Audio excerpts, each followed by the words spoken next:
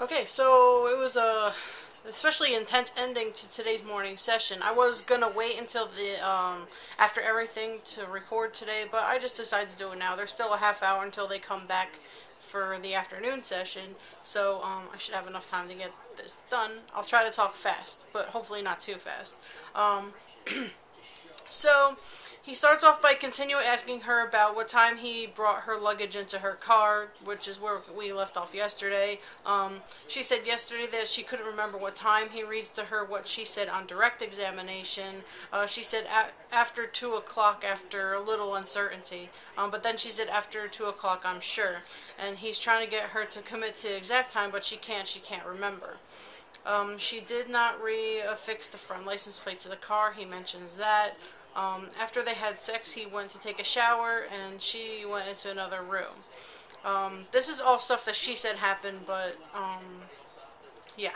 So after the shower, they went to take photographs, but then talking to the detective, she told a different story. He asked her if he was okay with her taking pictures of him in the shower, but when talking to the detective, she said it took a lot of convincing to get him to let her take the pictures of him in the shower. She's getting snippy with him already. She wants so badly to take control, and he is not letting her. He wants a yes or no answer, and she wants to elaborate. She said he didn't shave that day, and the day she killed him, but the pictures of him in the shower clearly show that he was clean shaven.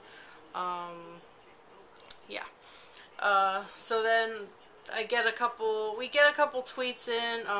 Juan Martinez is effing up on this part. Jodi Arias was referring to a prior photo shoot within the context of the photo shoot of the day of the murder.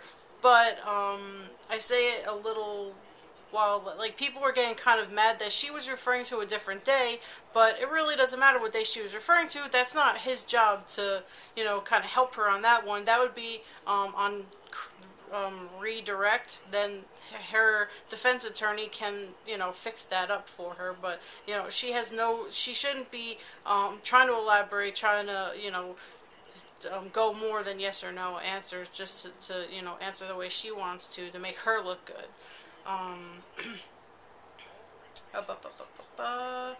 We all know Jodi Arias is a liar. Martinez needs to move on and get to the killing already. I'm getting bored. I'm sure the jury is too. So then she kept trying to clarify that she was referring to a different time, but her job is to answer yes or no. Her defense's job is to clarify and redirect, which is kind of what I just said. They go back and forth about who might have or could have delete pictures off the camera. She is caught in a lie, so she goes round and round, evading and elaborating on the fact that she couldn't remember.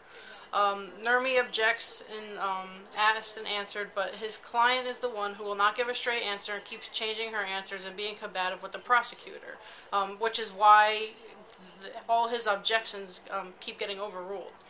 And we get another tweet in. Prosecutor is a major bully here. Hope jury already thinks she's guilty, so they won't mind otherwise. Not good. He's going over the photographs that were taken in the shower, the last taken of him alive, which is him sitting on the floor in the shower, his head not in the shot. There's another right after that one of the ceiling out of focus. He is asking her why the accidental photographs were taken, what was happening to make it happen. Oh, crap, I lost my place already. Oh, he asked her if he was angry that she had taken a picture of his buttocks. She says no. Right before the attack happened, he was sitting down, right? She answers yes. She was the one who was directing him what to do and how to pose, and she says she says yes. She was the one who was directing him after stating that it was mutual. That is not the answer that Juan Martinez was looking for. He was, he finally got his answer. That's we are here because you killed him, right? There was a lot of that kind of today. Because she was kind of, she starts like, oh, I don't remember, I don't understand. We're talking about Travis Alexander. That's why we're here. Because you killed him, right? That's basically how he said that. Then the tweet comes in. Jodi Arias is an awful liar, but Martinez needs to move on. He finds a point he likes and won't get off it. She was kneeling while taking the picture of him sitting in the shower, a few feet away from him. The magic number they kept saying is about 2 feet away from him. The camera dropped and bounced by the bathtub. She said, when the camera drops, that's when he got angry, and she said she was a fucking idiot, and he was getting up to Stan. He got the same look on his face from August 2007 when he was angry with her, and it reminded her of that. But back in August, he did not hurt her. She says he body slammed her and she hit her head on the tile. She remembers her head was facing south. He keeps saying, and you remember all of this, to show that no, she has had no memory loss. She's trying to say she doesn't know if he was in the shower or not. He may have had one foot in the shower, but there's no way he could have body slammed her being in the shower. She was 2 feet away from him. She said he picked her up off the ground and body slammed her. Then he was facing over her by her knees and shins on the right of her. She said she got the wind knocked out of her and she hit her head, but still remembers everything. She wasn't out of breath, so she was just in pain, so she didn't get the wind knocked out of her. She says she can't remember if she could breathe or not. It wasn't something she was thinking about. Really? If you got the wind knocked out of you, that's the only thing you'd be able to think about, because you can't breathe, you can't move. I've had the wind knocked out of me before, and there's no way you could just get up from that. Like, that would be the only thing you're thinking about, trying to breathe again, trying to catch your breath. She says she rolls away, he's trying to grab her, and she assumed he's trying to get on top of her. She says she wasn't looking at his face. He makes the point that it could have been that he was trying to help her up and apologize, but she gets up and runs. And somebody says about the jury. Juan Martinez is at the moment, we've waited to see him debate with Jodi Arias in female front row and jury yawns. That's not good. But, I had a rough night sleeping last night, so I could, if you're tired, you're tired. It doesn't mean you're not interested in what's going on. He makes a point to say a standing, in-shape guy was not able to catch her while she was running to the closet. He asked, could it be that he was not running after her? She says no, because that's not what happened. She's shown a picture of him dead in the shower, and she starts to cry and refuses to look at the picture. He goes, were you crying when you were shooting him? She says, I don't remember. Were you crying when you were stabbing him? I don't remember. Were you crying when you cut his throat? I don't know. You were the one who did this, right? Yes. You were the one who lied about all of this, right? So then take a look at it. And then she breaks down crying, and the judge calls recess 10 minutes early, and that's kind of where we are now. It was intense. It was definitely intense. A lot of the experts are talking about feeling bad for her because she's crying on the stand. She's a little more mousy today, but I don't think they're buying it. I really don't. And when Juan Martinez goes into more about the pictures and the times on the pictures are so important, because all of this happened, all this, getting body slammed, running down the hallway, all this stuff was, grabbing a gun, and all this stuff was supposed to happen in 2 minutes, and there's no way that happened. And I just cannot wait to see what happens when he finally comes out and says, so how in the world did this all happen in 2 minutes? There's no way this happened in 2 minutes, did it? You stabbed him in the shower, didn't you? I just know he's gonna go this way, and I can't wait for it. And I just can't wait for him to, all this lying, all this everything has been building up to this moment, and I think it's going to be so powerful. It's going to be the most important part of the case, and just stay tuned for the next part, because that's what's happened so far this morning. As always, leave your comments below, and because I really like to know what everybody else is thinking about this. I asked people on Twitter how they thought Juan Martinez was doing so far today, so I'm going to put those tweets in right now.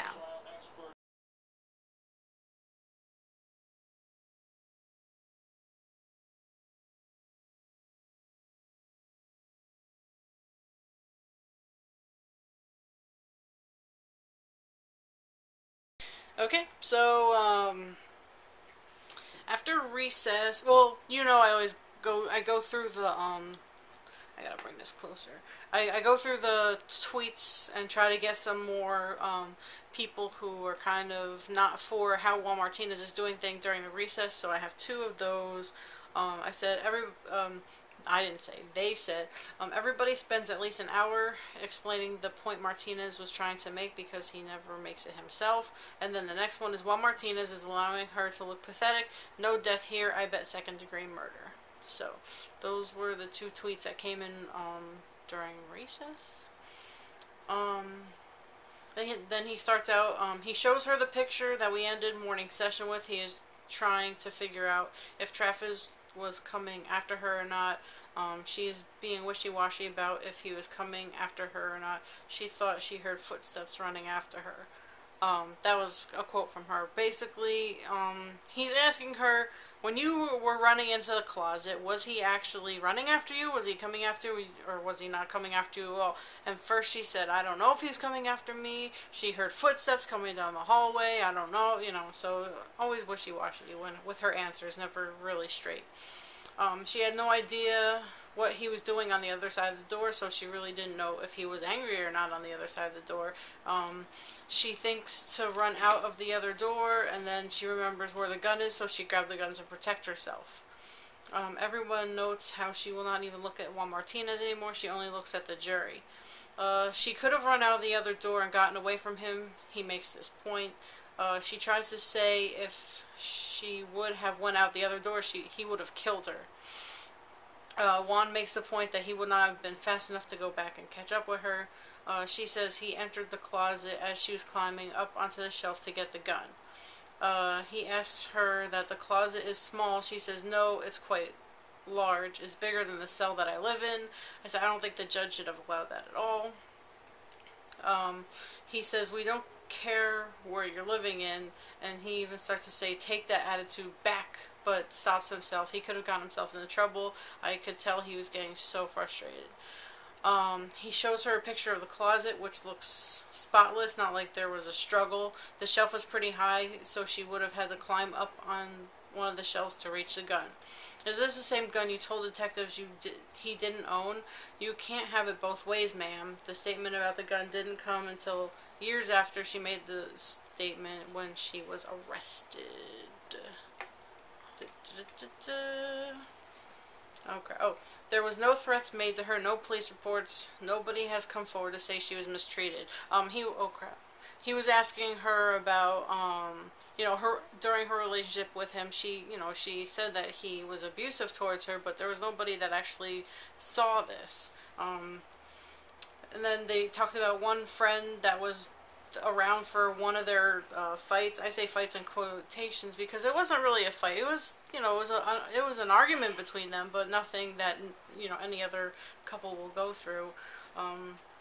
It was because she didn't want to change her plans. It was because she got upset at what their friend did, taking things out of her luggage for a trip.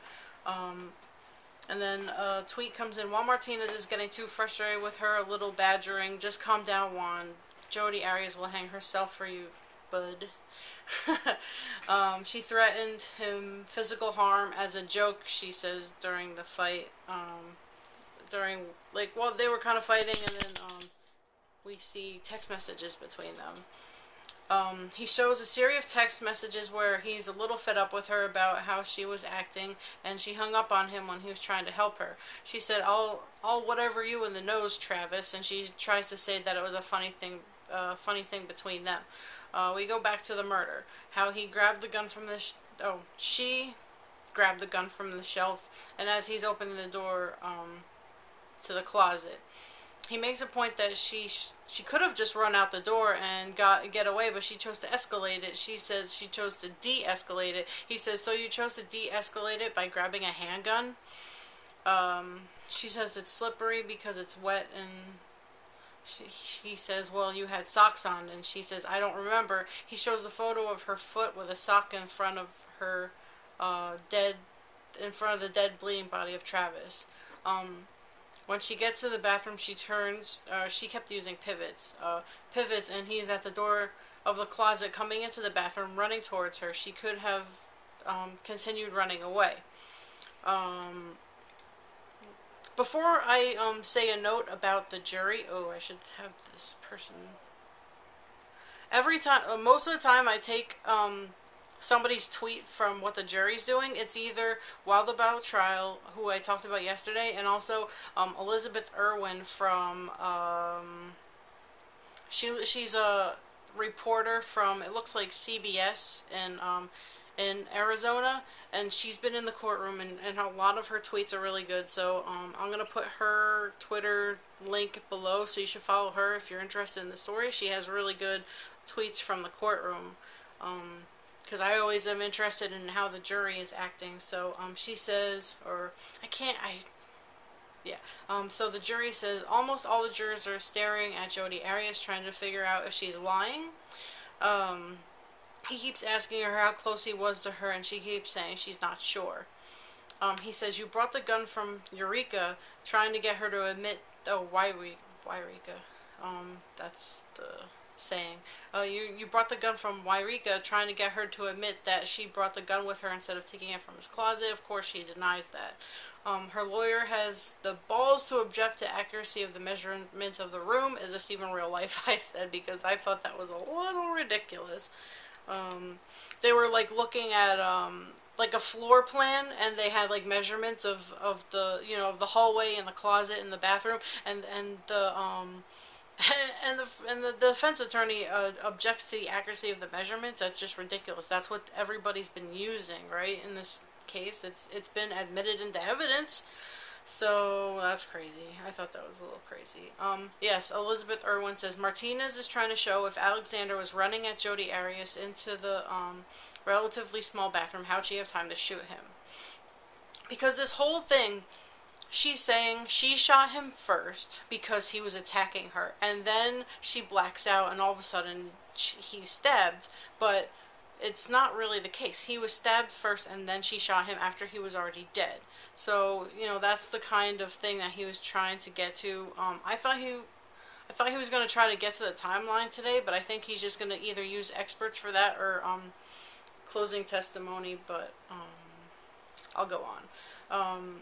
He's taking us through what is going on right up until she shoots him. She says he's running towards her, lunges at her, and that's when the gun goes off. Then his body hits her. I noted on Twitter that every time she says the gun goes off, she didn't say that's when I shot him. She's just saying the gun goes off. She never takes responsibility for anything she's done. Even though she says she has done it. But, oh no, it's not her fault, right? So, the gun gets hit out of her hand, and when his body hits her, and they both fall to the ground. He goes back to how Travis was like a bull charging at her, kind of with his head down. He wants her to act out what exact stance Travis was doing, because there's confusing of exactly how he was positioned. Nurmi objects. The jury has left, and they will have her demonstrate it after they've left, probably because she's in shackles, and the jury is not to see a defendant in cuffs or shackles, as it would sway their opinion. They have everyone leave the courtroom and stop recording. She finally did demonstrate. She kept on saying as a linebacker. So he wanted to say, you know, what do you mean by as a linebacker? So he had her demonstrate it. He asked if that were the case, then why did the casing... He said, if that were the case, why did the casing land in blood if there was no blood on the floor when the shooting happened? She says they fall on the floor, and he's grabbing at her clothes, and he's screaming at her after he was shot in the head. Yeah, she kept saying that he was screaming at her, you know, cursing at her, like, after he was shot in the head, and that's just very unbelievable to me. I lost my place. Oh. She has no injuries but an injury to her left ring finger. No bruises. She doesn't get medical care. She admits her left ring finger was injured during the killing. She said yes, not broken earlier like she has stated. That's a big one. That was one that he was trying to get her to admit to for a while. That she, you know, that he didn't break it in August or whenever she said he did. So he's down to her right. He's down on her right side and said, "Fucking kill you, bitch." And then I get tweeted, Martinez needs to stay focused. He lets his emotions get the best of him when the facts speak for themselves. He brings up that he was able to get away from this strong man that was a wrestler in high school, and she says yes. She says she doesn't remember anything that happened after that, but some pieces came back since.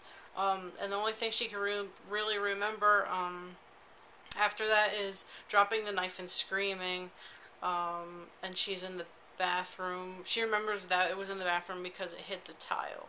So, that was the end of that. And then there was the mid-afternoon recess. I'm going to get back to you with what happened in the afternoon because it was a big one. Okay, so he starts off by having her admit that, in fact, yes, it was her that committed the murder. Nobody else was involved. He's asking her if she believed that there were no roommates there. We're looking at the accidental photo of her dragging Travis's body, and he's saying that she had to be the one that moved the camera. She doesn't remember putting the camera in the washing machine, but she admits it would have had to been her. So if she put the camera in the washing machine, then she would have known what she had done. Sorry, I'm getting frustrated with myself. And the picture was deleted, so she had to have been the one to delete the picture. She continues to say she doesn't remember, and it would have had to have been some process of thought to be able to delete the picture. And he says if the police don't find the picture, it would not have been she says I'm sorry. He says if the police don't find the picture, it would have been beneficial to her. She doesn't agree with that. He points out that Travis's blood in the entrance to the bedroom on the carpet. He is saying that her footprints from stepping in the blood can be seen. He's trying to prove that she had dragged him from the bedroom to the bathroom. He shows blood spatters in the bathroom sink. He's getting her to admit step by step, photo by photo, that she could have been the only one responsible for all these things. Being there, blood, water, trying to clean a glass left on him. He uses, you would acknowledge, because of course she has testified she has no memory of the stabbing. So then we get, the jurors are taking a lot of notes. Jodi Arias no longer making eye contact, jurors staring at Jodi Arias. He asked her that isn't true that there was no record of her being in Arizona. He asked if she filled up her car with one of the gas cans that she had. Just trying to get her to prove that it was premeditated, but she wasn't quite biting. Next thing she remembers, she's in the middle of the desert. She gets rid of the gun. He asks if she was in a fog, why did she need to take the gun? If you're in a fog, you're in a fog about everything, not just certain specific things. Why is my arrow buttons not working? Why would you think of taking the gun because you really knew what was going on? Of course she continues to say, I don't remember. He goes into how her grandfather's gun was stolen and she knew about it. If you didn't think you had done anything wrong and you were in this fog, why get rid of it? She says, I never said I didn't think I hadn't done anything wrong. She agrees she knows she had done something wrong. I think that was a big moment where he says, so you do admit that you have done something wrong, and she says yes. He asked her that there was no knife found at the crime scene. Why is my arrow button not working? Okay. He puts up a picture of Travis with multiple stab wounds, and she begins to lose it and covering her face. He asks, according to you, the shooting was done before the stabbing. Why, if he was no longer a threat, would he have stab wounds on his back? Would you agree that you were the person who actually slit Mr. Alexander's throat from ear to ear? Yes. Would you agree that you were the one who stabbed him repeatedly on the torso? Yes. And according to you, you did all this after you shot him? I would believe so. And I don't know if I wrote it in here because things were happening so fast and I kind of have a migraine today, so I'm not all there. But I believe he said, so according to you, you shot him first, and then something happened where she said, I don't believe those were the the chain of events or the order of events, but it was like quickly passed over. But I think that was a big thing because she's saying all the time that she shot him in self-defense and she doesn't remember the stabbing, but then she kind of slipped up and said she doesn't believe those were the order of events, but he didn't elaborate on it, so I don't know.